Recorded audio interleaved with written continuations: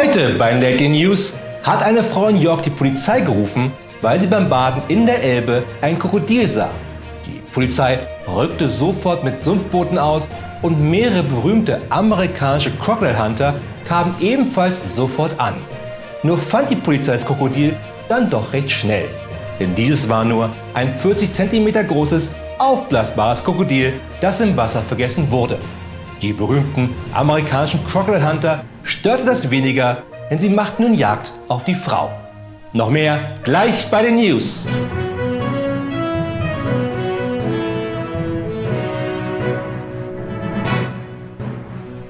Hier ist Berlin mit der einzig wahren Nachrichtensendung dieser und der nächsten Welt.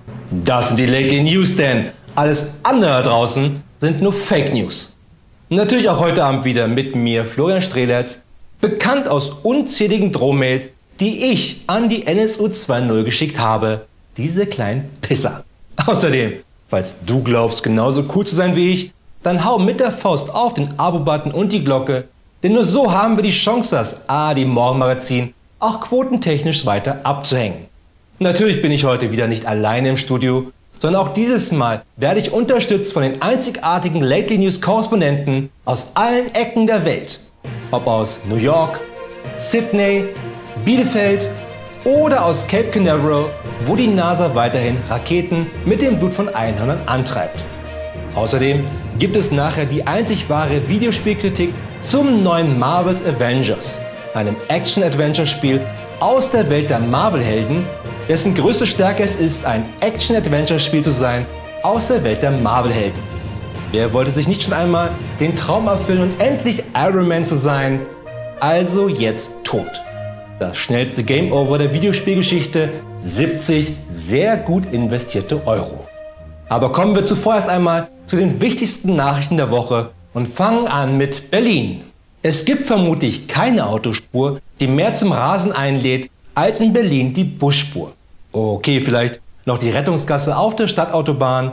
Immer wieder super freundlich von den anderen Autofahrern, mir als VIP deine Renngasse freizuhalten. Oft mit Blaulicht hinter mir. Und auch ist die Busspur geradezu ein idealer Parkplatz, denn wie der Zufall es will, gibt es nun einmal Busspuren immer genau da, wo man ansonsten keinen Parkplatz findet. Ob es da einen Zusammenhang gibt? Bestimmt nicht.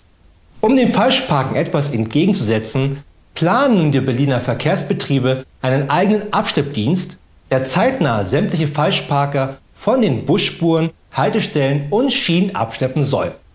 Nur leider endete der erste Testlauf dieses eigenen Abschleppdienstes gestern Nacht in einem wahren Fiasko. Die BVG musste feststellen, dass alle Abschleppautos auf dem Bushof Berlin-Spandau von den Bussen der BVG, die nachts nun einfach nicht fahren, komplett zugeparkt wurden. Ja, dit ist Berlin, Keule. Währenddessen in Eisleben. Als Ehrenmitglied der Hells Angels kennt meine Tante Erna sich sehr gut mit Motorrädern aus. Und mit dem Kochen von Meth, dem Menschenhandel und wie man Tattoos sticht, ohne passendes Equipment. Aber selbst sie, die sich seit 1970 die Harley Davidson fährt, die Dennis Hopper in Easy Rider einst fuhr, hätte sich verwundert die blutunterlaufenden Bikeraugen gerieben, wenn sie das Motorrad gesehen hätte, das bei einer Verkehrskontrolle im thüringischen Eisleben entdeckt wurde. Denn dieses Motorrad war von einem echten Motorrad genauso weit entfernt wie Armin Laschet von der Kanzlerschaft 2021. Das Ding besaß zwar das Chassis eines Motorrads, aber direkt hinter dem Lenker hatte der Besitzer dort eine alte verranzte Couch eingebaut. Und damit die hält, wurden hinten anstatt eines Rades einfach zwei eingesetzt, was das Monster von einem Motorrad zu einem waschechten Trike machte. Jedenfalls hatten die Polizeibeamten ein Einsehen mit dem Monster und gaben ihm den wohlverdienten Gnadenschuss. Derweil in Las Vegas. Spannende Nachrichten aus dem Tierreich. Tauben gelten als eine der dreckigsten Vogelarten dieser Welt.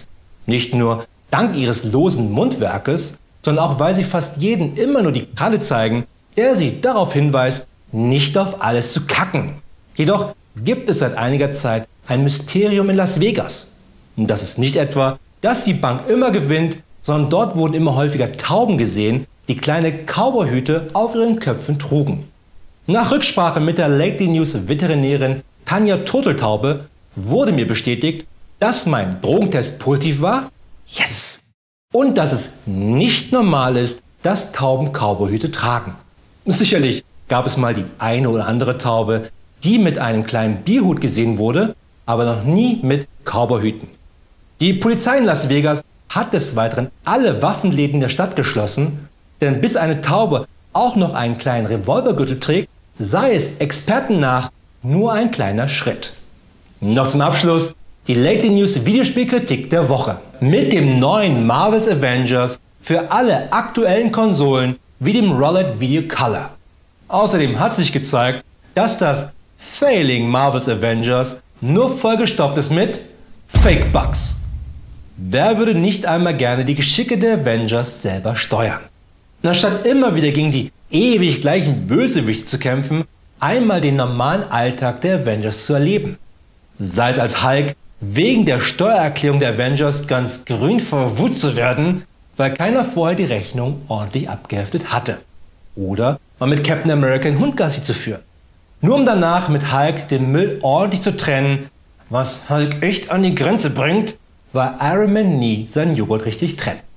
Und so stellt sich mir am Ende die Frage, nach über 600 Stunden, die ich alleine im Titelbildschirm vom neuen Marvel's Avengers verbracht habe, warum spielt sich das alles wieder zu einem Spiel gewordene scheiß Justice League Film? Oder sollte das mal das Videospiel zum letzten Fantastic Four Film werden und man hat einfach nur die Skins ausgetauscht? Deshalb sei gewarnt, Marvel's Avengers, nur 2 von 10 dunkelroten Lately Fake Bugs an dich und dein 168 GB großes Day One Update steht ab sofort in meiner Download-Warteschlange ganz weit hinten. Das waren die Lately News. Wir sehen uns wieder am Montag. Und nicht vergessen, alles andere da draußen sind nur Fake News.